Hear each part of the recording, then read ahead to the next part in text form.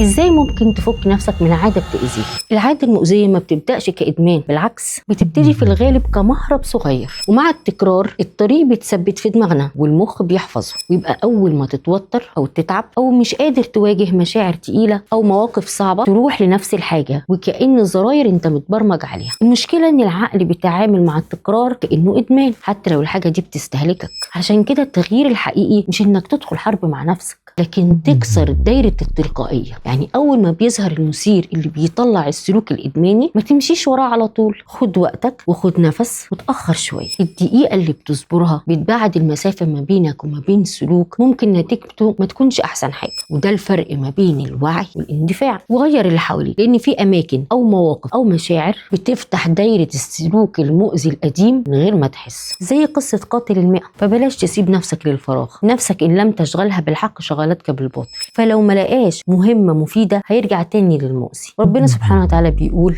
إن الله لا يغير ما بقوم حتى يغيروا ما بأنفسهم. وكأن التغير ما بيحصلش بقفزة كبيرة، لكن كل مرة بتختار فيها بوعي بدل ما تجري ورا العادة بشكل تلقائي. لما النبي عليه الصلاة والسلام اتكلم عن الغضب قال إن القائم يجلس وإن الجالس يتقع، وكأن الجسد أحيانا بيهدي العقل. عشان كده مش كل انتصار محتاج قوة عنيفة، أحيانا كل اللي محتاجه إنك توقف نفسك لحظة قبل ما اللحظة تبقى عادة والعادة تبقى قيد.